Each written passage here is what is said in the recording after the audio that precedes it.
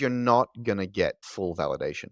You're not going to get full conviction. That's what requires leadership. It requires the CEO, the founding team, the executive team to hold onto their asses and make a choice, because the only bad choice is not making one.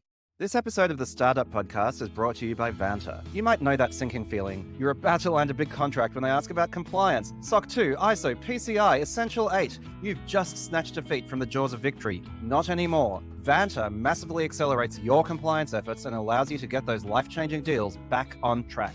Don't wait until it's panic stations, though. Get started with Vanta today. They're offering 20% off their prices just for TSP listeners. Do yourself a favor. Hit pause, go to vanta.com/TSP, that's VANTA.com, to get that 20% off. You're listening to the Startup Podcast.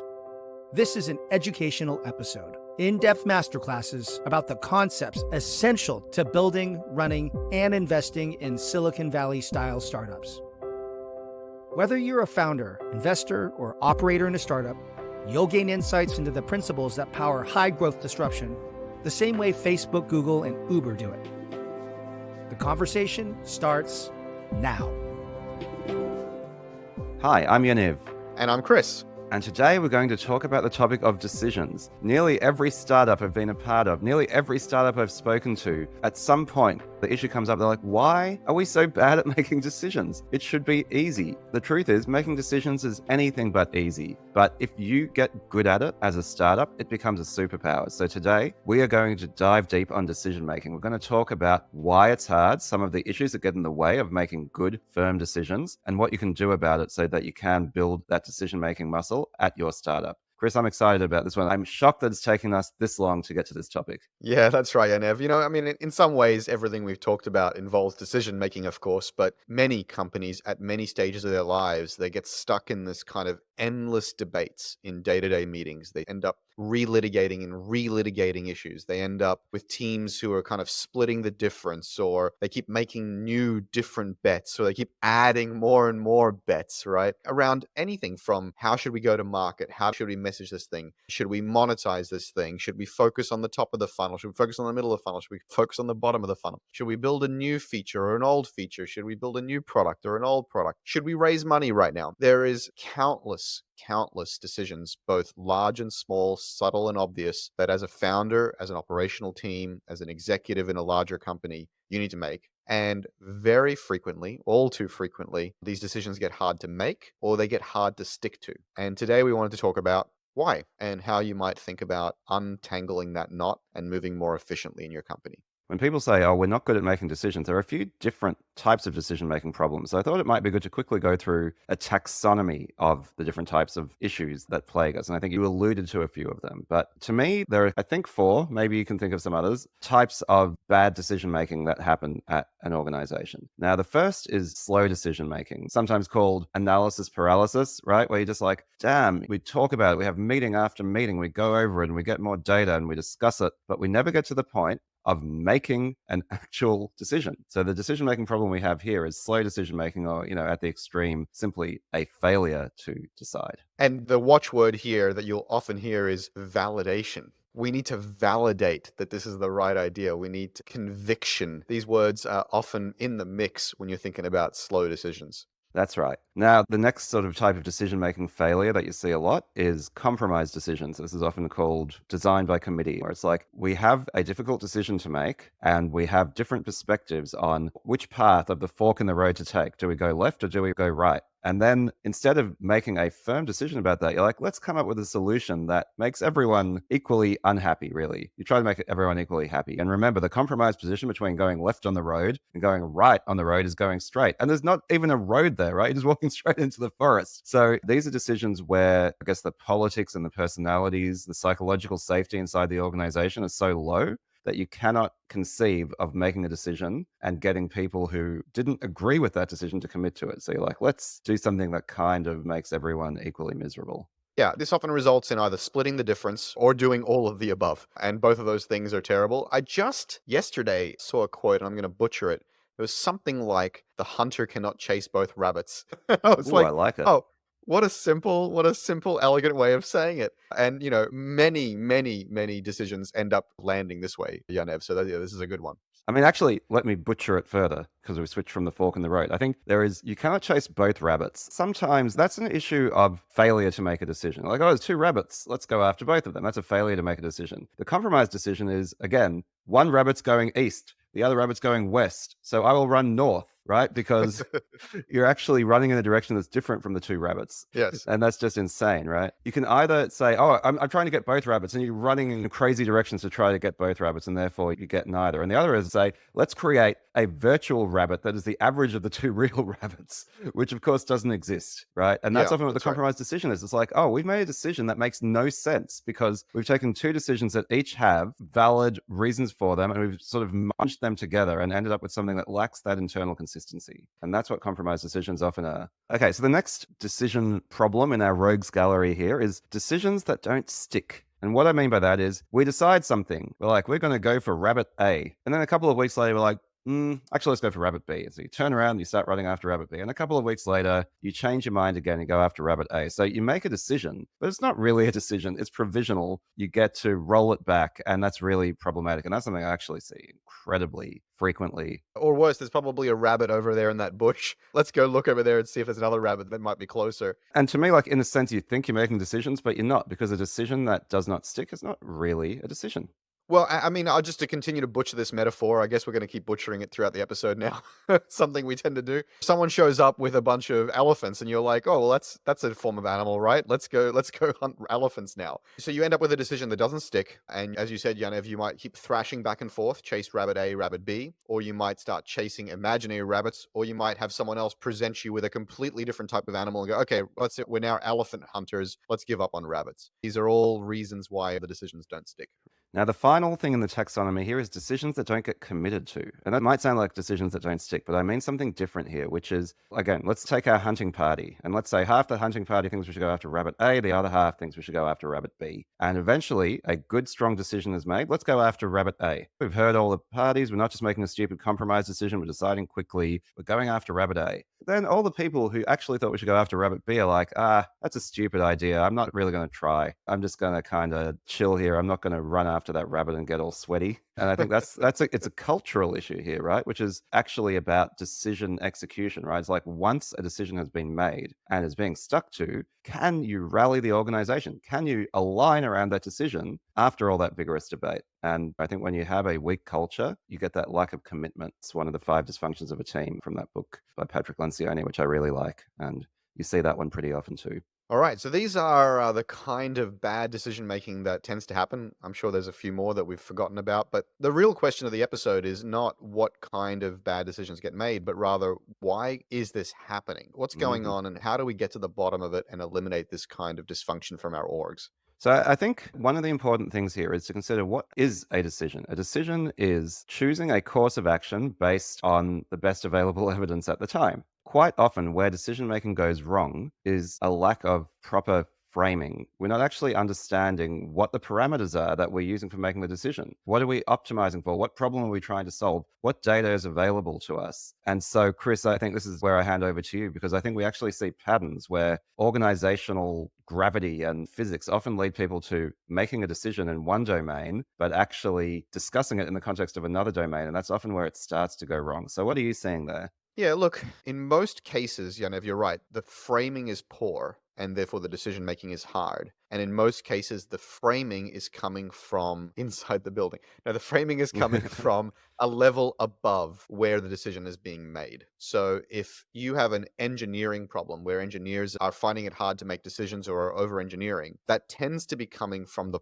product team because they're not giving clear enough requirements about what problem is trying to be solved and why. And if there are product problems, that tends to be coming from sales, because sales is selling things to different customer personas for different reasons to solve different use cases. And there's a lack of clear direction for product to be able to make clear decisions. And a lot of sales problems tend to come from business strategy problems because the business people have not made clear decisions about what they want to solve, why, and how. And so the most important thing I think we want to talk about in this episode is that most decision problems, decision paralysis, comes upstream. It comes from a root cause which is above the people who are struggling, above their head. Really, the challenge to solve is, why is it hard to identify that it's coming from upstream? And why is it hard to go and fix it upstream? There's a number of things working against you from going upstream and actually fixing the problem at the source. I think it's just worth digging a little bit more into that, Chris, because I think it's quite fascinating. And again, something that we see a lot. Good decision making comes from having strong guidance, from having clear principles, right? Like the optimal decision making process is when you have all the data available to you that you need and clear principles that allow you to crunch that data and reach a decision. In other words, the best decisions should be kind of purely mechanical in the sense you're applying logic to those things. Now, in reality, you often are not going to have all the data you need. What you can have and need to put the effort into having is those clear decision-making principles. What are we optimizing for? What's more important to us? This thing or that thing? Is it more important to be fast or it's strong? Is it more important to go after large enterprise customers or small SMB customers? Often, for a variety of reasons, and that's what we're going to go into in a moment, those guidelines aren't there. So you end up with a kind of decision making based on vibe or based on compromise, where you're like, okay, we have limited data, we have limited guidance about what's more important. So if you think about decision making as a process where you are applying logic based on constraints and principles and data, and your constraints and principles are absent and your data is incomplete, and of course you're having trouble making a decision, because any decision you make,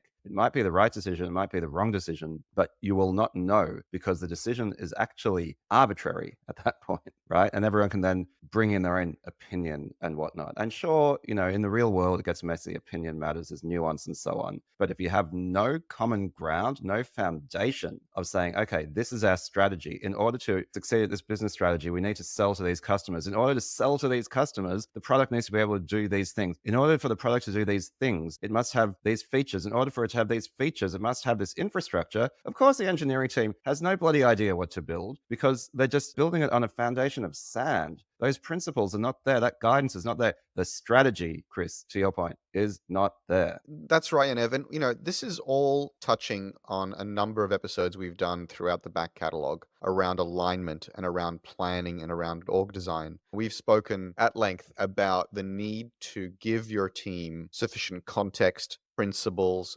strategy, guidance, so that they can make decisions at their level for the tactical thing that they're trying to do. And this is really what we're talking about here. But the challenge is that most people are not at the very tippy top of their organization. And even like the CEO and founder is subject to the whims of the board, right? The board itself is a committee. So there is this kind of inertia and social dynamic that goes on that is kind of biased against good decision making and biased against going upstream to the root cause. So we wanted to unpack some of these dynamics that are going on to kind of highlight them, hang a lantern on them, and hopefully you can identify which of these are going on and maybe mitigate them in yourself and in your org. So the first thing that tends to be happening is that the people at the coalface, people who are trying to get stuff done, they get requirements, they get missions handed to them from their middle management or from the CEO or from the board. And their tendency is to be a good soldier and say, yes, sir, I'll get it done, right? That's the culture we are taught. It's taught in university, in high school, by our parents, by our friends. We don't like confrontation too much. We're told, or we're led to believe, we're taught to believe that a good person is collegial and cooperative, and being a professional and being a good worker is to get shit done, whatever is asked of you. And so the first reason that this kind of lack of context and lack of framing and principles doesn't get pushed back upstream is because people don't know it's their job. They just kind of go, okay, you asked me to add a weird, misshapen, miscolored dongle on the side of my product. I'll get it done. I can find a way to make that work. And so that's the first reason. Let's call it the good soldier reason for a lack of escalating bad decision making upstream. I'd like to mention a related thing here, which is incentives. You're talking about incentives implicitly here in the context of if your culture incentivizes following orders rather than achieving the best outcomes, then that's what you're going to get. And then often what makes it worse, especially you get people who come from certain types of management backgrounds or actually just simply inexperienced, and they say, how do I measure the productivity of my engineering team? Well, let's talk about how many buttons they deliver, how many features they deliver. Are they getting all of their sprints completed and so on? They're not asking, are they delivering value? And why? It's much easier to measure delivery of feature than it is to measure delivery of value. And so if you incentivize just be a good soldier, build the button rather than wasting, I'm putting air quotes around that for those who are not watching on video, rather than wasting time questioning the feature and maybe coming up with a different decision, and in that sense, reducing the actual output of code of software, well, then unless you get somebody who's just exceptionally internally motivated to have impact, you're going to get exactly what you incentivize, which is people who just do what they're told. The problem goes deeper than that, Yaniv, because there's the question of what is value, right? Yeah. And value is often miscategorized. So just to continue to give the example that we give every episode around the technology-backed services company, what very quickly and very easily happens is value equals delivering this thing for this partner, right? And so what is the fastest way to deliver value, to win this unlosable deal, rather? The value is hitting the deadline and marshaling all your resources and getting the feature shipped. That's value. And so this is, again, an upstream problem, the definition of value. The definition of value in this case needs to be defined at the very tippy top by the board and by the CEO, which is we want to ship 1 million units and we want to be growing 20% month over month. Then you can say at your level, well, fixing that partner's problem, chasing that elephant, is not going to accelerate that curve. It's not going to take us from 5% to 20% month over month growth of that unit. It's going to make that customer very happy. It's going to make that partner very happy. That elephant looks really juicy. It's standing right there, but it's not the rabbit. And so again, that is an upstream problem. It's almost at this level where we're talking about operators and craftspeople not recognizing that they're not being given the right value judgment upstream. And they're just being good soldiers. Well, if somebody above me said this is important, this is value, I will accept it as value, and therefore I will chase it as value. And so this is really the point I wanted to make is at your level, you need to recognize and keep in your mind what is true value. And the moment you feel misaligned with that, you need to have your own internal motivation to push back, to apply back pressure. And that does not happen by most people most of the time because of culture, because of experience, and because people don't like conflict and all this other stuff, and because perhaps the culture doesn't reward it. It's actually even more devilish than that, Chris. I was thinking of your example of growing 20% month over month, right? And the technology-backed services company problem. So building a feature for just one customer will not enable you to grow 20% month over month, month in and month out, but it might help you hit that 20% target this month. And so often what happens is, it's funny, like this is an episode about decisions, but then ultimately, if you've listened to this podcast long enough, everything's connected. I think this is an episode about strategy and it's an episode about incentives, because what is happening here is your strategy and your articulation and the targets, the KPIs you set around that strategy are going to drive the behavior of the business. And there can be unintended consequences, right? There can be externalities. And I think what often happens here is it's like, okay, you are borrowing from your own future, right? To hit today's targets, you are making it impossible to hit next year's targets because of the debt that you're putting onto the business. And so, yes, good decision making in the absence of well thought through strategy becomes nigh on impossible. And I think that's really important. As you listen to this episode, and even as we record this episode, Chris, it's kind of like, yeah, the number of ingredients that go into a good decision, it's kind of like the tip of an iceberg, right? To make a good decision, you have this deep foundation of strategy, incentives, culture that all need to come together in order to do well, which is why this stuff's hard. Most startups that can make good decisions will probably succeed, and most startups don't succeed. So go figure, you do the maths. This episode of the Startup Podcast is brought to you by Vanta. The team at Vanta are passionate about helping you secure your business by vastly cutting down on the time to get compliant with frameworks like ISO 27001, SOC 2, and Essential 8. Vanta lets you close deals, sleep better at night, and get back to building your product. Help yourself and help the podcast by going to vanta.com/TSP for an exclusive 20% off deal.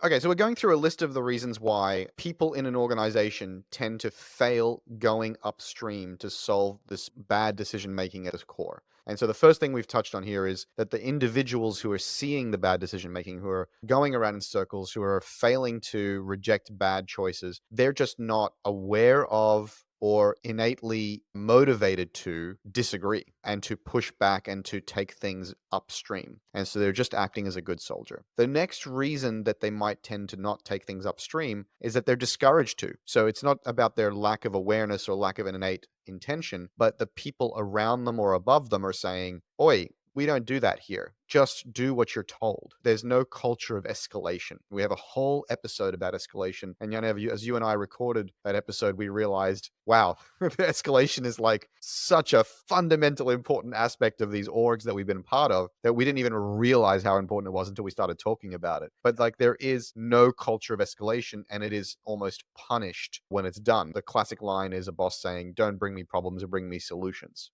Number one, worst bit of management advice ever. Yeah, that's right. And so that's the next reason that these decisions and these indecisions don't get escalated upstream. I think it's absolutely core, right? Decisions are the thing that should be escalated more than anything else. And the way to think about it here is what I was saying before. To make a good decision, you need a bunch of raw materials. You need some data, some information, probably incomplete, and you need a set of rules or priorities or principles that you can apply to that data to reach a decision. If you do not have those principles, those rules, those guidelines, there's only one place you can get them from, which is from higher up the organizational hierarchy, because that is where the strategy is set. That is where different streams of work come together, where trade-offs can be made. And so if you are having trouble making a decision, if you do not have the raw materials, don't make a decision. It will be a bad one. Instead, go to the people who can provide the raw materials to make that decision wisely and ask them to make it for you or to help you make it. If you don't, you are derelict in your duty, right? You are not making good decisions. Doesn't matter how smart you are, right? You cannot apply good logic and good decision making without good decision making principles. And where they come from is going to be from above, from escalation. So escalate frequently, escalate generously. When in doubt, escalate. The next reason that going upstream often fails is, let's assume you're not just the good soldier, but you've been aware of a decision that's being made poorly, or it's going around in circles, or they're splitting the difference. You've noticed it and you've escalated it. Let's assume the company has a great culture of escalation. Your immediate manager is like, that's great, Sally. Thank you for escalating that. Fantastic. So that basically works. But sometimes the reason going upstream fails is because the problem is so large and Sally can be tagged with making excuses or with trying to take on something that she was never asked to take on. So let me give you an example. Very often I will be advising companies, or companies will approach me for advisory, and they'll say some version of, Sally's doing a bad job. Sally's a product manager. She's one of our only 2 or 3 product managers, and our product management team, Chris, they suck. Now, the truth is their team may suck, but more often than not, what's happening is that Sally is telling everybody, hey guys, we have a lack of context, we have a lack of principles, we have a lack of resources, you're asking me to do too much. And what John and Tom and Harry are saying to Sally is, Sally, you're making excuses, or Sally, we don't believe you, or Sally, you're asking for too much additional context and strategy. And Sally, who do you think you are, basically? The salesperson is going, hey, Sally is not getting all the features built we want her to build. She's terrible. We need a better Sally. And the marketing team is like, Sally's not giving us what we want. And the CEO is like, why is Sally going so slowly? And it's like, because Sally is fucking drowning. And guess what? Sally told me she's been telling you the same problem over and over again, and you're not listening. And it took you to hire me, a high-paid outside advisor, to tell you Sally is right. And so what ends up happening is nobody asked Sally, and Sally doesn't have the credibility to maneuver the people above her to help her out. And very often there is actually no answer to this because it seems like Sally's being self-serving. The answer is you have to get an outside advisor with no horse in the race to just simply say, yeah, Sally's right about these 3 things, but Sally's actually weak in these 2 other things. And so the problem is in these 5 areas. Yeah, it's funny, there's this saying, the squeaky wheel gets the oil. But what you're describing is, in a bad culture, quite often what happens is the squeaky wheel gets replaced when all it needed was a bit of oil, right? And the next one is also going to squeak because there's still no oil. Rather than listening to Sally, you're like, oh, it must be Sally's fault. It's something that I came across not that long ago, is also you get a self-censoring. I spoke to somebody who was perhaps in Sally's sort of position not that long ago, where they're like, I believe that there's a fundamental issue that needs to be solved here, but it sounds, if I were to say that, it would sound like I'm making excuses, that I'm not able to do my job and I'm making an excuse for it. Whereas actually, I've gathered all the evidence and I have good reason to believe this and it should affect the strategy. but I'm keeping quiet because I don't want to sound like I'm making excuses. Yeah, right. It's very easy for Sally to sound arrogant, like who are you to try to reshape the entire org, or for Sally to sound like she's making excuses about not getting her job done, or Sally to encounter immediate middle managers who are covering their ass, like, well, yeah, I'm the head of product, but I can't tell the head of sales what to do, or I can't tell the head of revenue what to do, or I can't tell the CEO what to do. So Sally is surrounded by a bunch of cowards. And by the way, we should address this because I'm sure women listening in the audience will be yelling this at their podcast player. Is like, it's often a Sally. It's often a woman who's not being heard and respected when saying to a bunch of cowards, like, you guys are fucking this up. And like, I need help. But it's not always women, right? It's really anybody who is in a lower status role. And I don't mean low status as in like at the bottom of the food chain. Anyone who's trying to push up the food chain, up from where they are, and they're surrounded by people who don't recognize their intuition and support them politically throughout the organization. And then people at the very, very top who go, wow, this is an important back pressure that we need to pay attention to. Yeah. This tends to happen in many organizations with bad culture, but it tends to happen more easily when the problem is multifaceted and structural, and it seems like it's too big for any one person to describe from lower down in the org. Okay, so the next thing we wanted to talk about is that it's useless to try to solve a problem upstream because you're not going to get that solution. You're going to get the decision that isn't, right? Where you're like, well, we've got to keep our options open, right? We don't want to make a mistake. If we make a decision, it could be the wrong decision. And therefore, what we're going to do is not make a decision or make a provisional sort of half decision, but we'll also keep the other option open. This is where we're like, okay, we'll go after rabbit A, but we won't really because we want to stay near rabbit B or whatever, right? And so you try to solve the problem upstream, but you get no guidance. And another way of putting this, a blunter way of putting it is, there is no real strategy, right? Because a strategy is about being opinionated. It's about saying, we will do this and not that. We're after rabbits and not elephants. We go left and not right. We are premium and not cheap, or we are mass market and low margin, but we get huge numbers of customers. You cannot be all of those things. You can't be a luxury brand that is also mass market, right? And so you have to actually start to make decisions that are based on saying no to things. And if you don't like saying no to things, because when you say no to something, well, you might be missing an opportunity. It can feel like the best thing to do is keep all your options open. And I call this the curse of optionality, this idea that you want to keep all your options open and therefore you don't make decisions, because every time you make a decision, you know what you're doing? You are eliminating options, and that doesn't feel good. And you can fool yourself by saying that if you don't make the decision, if you don't set a strategy, then you're not eliminating options. But that's wrong. In fact, what you're doing is you're eliminating all the options because you're not going to succeed at pursuing any of them very well. You need to be opinionated. You cannot hedge. Startups are not a place to hedge. Again, I want to keep recapping what we're doing. We're talking about why is it hard to make decisions? Because decisions tend to need upstream support. Why is it hard to go upstream? Because people don't tend to think about doing that, because they don't have a culture of escalation, because no one asked them to do that. And then if you actually succeed at getting upstream, let's imagine you've made it all the way to the CEO or the executive team, or the CEO and the executive team have made it to the board. And what tends to happen is they go, well, yeah, Sally, but come on, we have to deal with reality. Us gray-haired older folk up here in senior leadership, we understand the challenges that you're facing.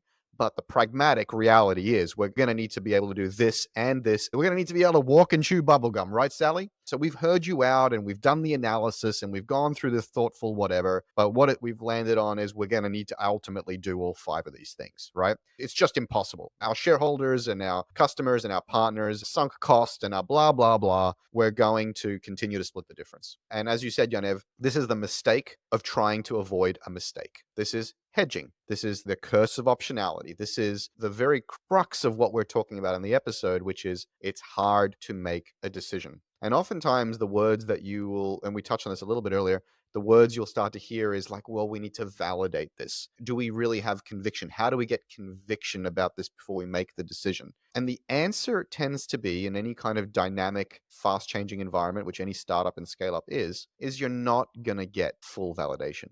You're not going to get full conviction. That's what requires leadership. It requires the CEO, the founding team, the executive team to hold onto their asses and make a choice, because the only bad choice is not making one. There's no choice. All right. There's no choice at all. So I'm often fond of telling many of my founders, let me let you in on the little dark secret. Of these options you're trying to decide between, it doesn't actually matter which one you choose. Flip a coin. It just matters that you choose.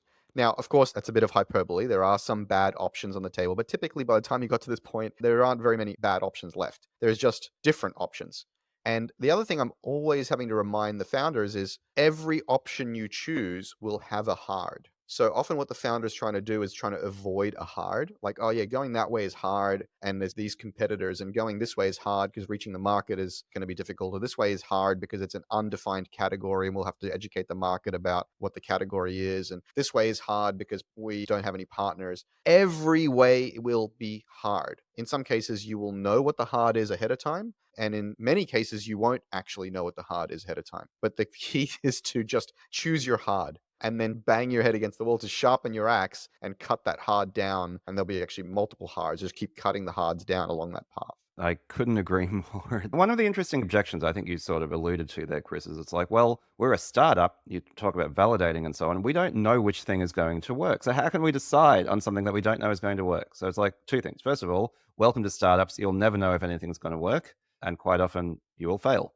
But then the other thing is there's this idea of parallel versus serial, right? This applies to prioritization and a bunch of other things, which is to say, rather than deciding to do everything at once, decide on one thing. And if it really doesn't work, try the next one, right? But don't try doing them both at once. And I think that's actually what is meant in that sort of classic lean startup vocabulary by pivoting. He's saying, okay, we make a decision. We go all in on something. And if it really doesn't work, then we take what we've learned from that one thing and we do something radically different. And yes, the pivot's painful, but also it's actually considered in the lean startup, whether you buy into it or not, or how much you buy into it is a bit of a personal choice. But the lean startup methodology is try something, pivot, try something else, pivot, try something else, pivot, until you hit something that really works. The point here is decisions are being made very firmly. It's just eventually you can say, well, we failed. That decision did not lead to success, and so we will try something else. But you don't ever say, we'll try both things. You do not have the resources. You don't have the time.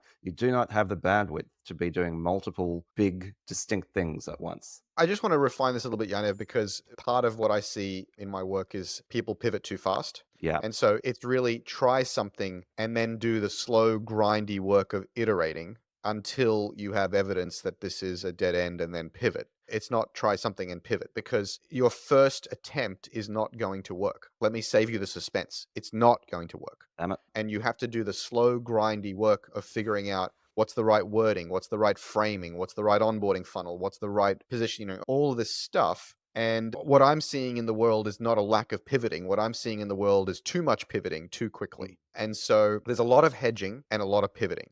Really, what I spend a lot of time doing with startups is reminding them, no, your first idea was great. It was great. Your B2C fundamental game changer that disrupts the industry was great. Why are you doing white label B2B with enterprise customers who will never go to market? Why are you doing that? Well, our investor told us we need to get revenue. And, oh, wow, it seemed easier to get partners because they have all the users, or whatever. And it's just like, but you're proposing a disruptive idea that breaks their business model. Why in the world would they ever partner with you or ever take you to market properly? It's not going to happen. We want to be careful. This episode is not really about that. What it is about is you need to eliminate this hedging, make very clear, concise decisions to unblock and unlock the rest of your team from making decisions easily and consistently over time. And if you find yourself at your level, whatever that level is, from lowly junior engineer all the way to CEO, if you're finding yourself going around and around and around in circles, you likely have a lack of context and clarity from above you. And if you are at the very tippy top, like the CEO, you need to hand that clarity to your board and insist that they get behind you on one of these choices and then propagate that down to the org. And if you find yourself spinning your wheels for more than a week or two on something, that is missing context, a missing principle, missing refinement of your target market or problem. It's missing conviction from above you. Take a step back and ask the question again. Again, this is an episode about strategy. Often there's a symptom and there's the underlying cause. The symptom is it's hard to make decisions. The root cause is, I think, a lack of strategy or a lack of communication of that strategy, or a lack of conviction around that strategy. But it's about not having a coherent strategy that the organization is working towards well, because this is the giveaway. This is the link between the underlying condition and the symptom. If you have a good well communicated, clear strategy, most decisions should be easy to make because it's obvious when you have a clear strategy, option A or option B. If our strategy is we're rabbit hunters and you see a rabbit and an elephant, you go after the goddamn rabbit. You don't have 10 meetings about which it is because the decision's already been made, right? The strategy dictates the decision. So if you think you have a problem making decisions, you have a problem with your strategy. The fish rots from the head. Founders, this is so important. Your main job is to set this strategy and culture around executing the strategy so that other people can make the right decisions easily. And if you're not doing that, then don't look downstream. Don't say, why is our engineering team spinning their wheels? They're spinning their wheels because they do not benefit from a clear chain of decisions emanating from your strategy. So look in the mirror. It is on you as founders to set and communicate your strategy. Yeah, and I just want to re-emphasize this point, Yaniv. What does great look like here? Great looks like that most decisions are easy. They're easy. They're obvious. And if they're not obvious, take it up the chain, add a principle or context or clarity or refinement, or thinly slice the space, the problem domain even more thin until the decision becomes obvious again. And that makes it really straightforward. And I want to beat this point to death again and again and again. Like a rabbit. Because like a rabbit, we're going to have Peter chase us You after this cruel episode. man. You're a cruel man.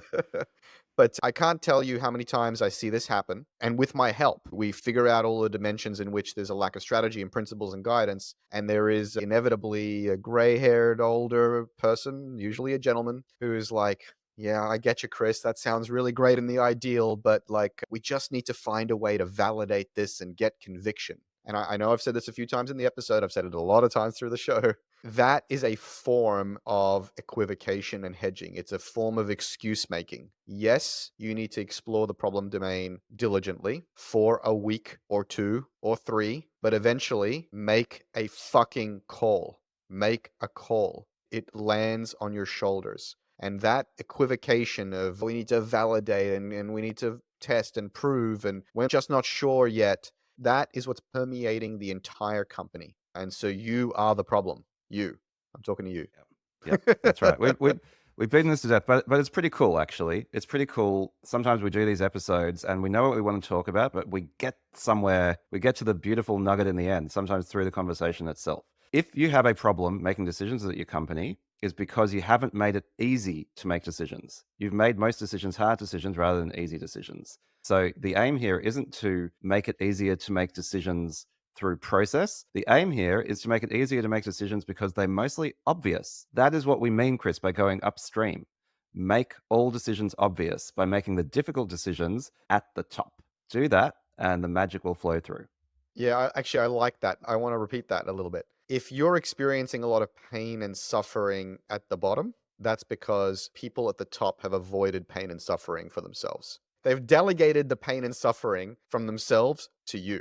And so the question you have to ask yourself as leaders is, would you rather the whole organization feel pain and suffering every day? Or would you rather deal with the pain and suffering for a week or 2 by slicing and defining your strategy more clearly so that the rest of the company can move more quickly? And this is related to our previous episode, Yaniv, and I don't know if it'll, in terms of release order, if it'll come out this way, but we had an episode about doing more with less. And we had a little bit of a debate between Mummy and Daddy about whether efficient execution is actually cost saving. This is one of the most important forms of efficient execution. If your entire company is in pain and in feedback loops around every decision, you are wasting enormous amounts of money and time that is hidden up, built into your org. And so take that suffering onto yourself. And then let me just flip it. I was speaking to leaders here who are making their company feel pain. If you're at the lower levels, you have to ask yourself, are you okay with taking on the pain and suffering of your company because your CEO failed to do so for themselves? And that should hopefully motivate you to act, to push it up to your leader,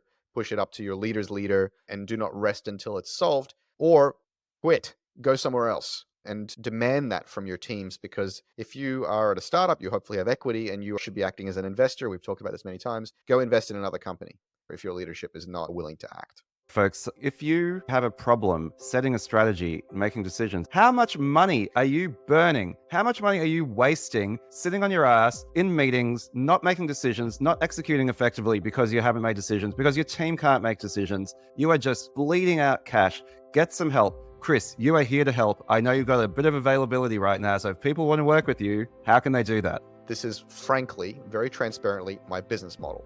my mission is to turn things that take 6 months into 6 weeks, things that take 6 weeks into 6 days or 6 hours, because this is extremely costly indecision. It's extremely costly, inefficient execution. And so we want to help startups fast forward to the future.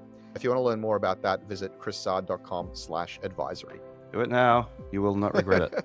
All right, man. As usual, we sometimes start these episodes with like, well, we're not sure if there's enough content here for a whole episode. There was a great irony. We had quite a lot of trouble deciding what topic to cover today, so I'm glad we did this one. Folks, if you are listening, if you're getting value about this, here's a decision that you can make really easily because you've signed up to the pact and the decision is made for you. You, if you have not done so already, need to go to your podcast app, rate us, review us, write a post about us on LinkedIn, follow us on YouTube. We are so grateful for the support. It helps us help more founders, and that is why we do what we do. Chris, it's been a pleasure. Till next time. All right, Yaniv, catch you in the next one. See ya. This episode of the Startup Podcast was brought to you by Vanta. Vanta helps businesses get and stay compliant by automating up to 90% of the work for the most in-demand compliance frameworks. With over 200 integrations, you can easily monitor and secure the tools your business relies on. Head to vanta.com/TSP for 20% off their incredible offering and start unlocking extra revenue today.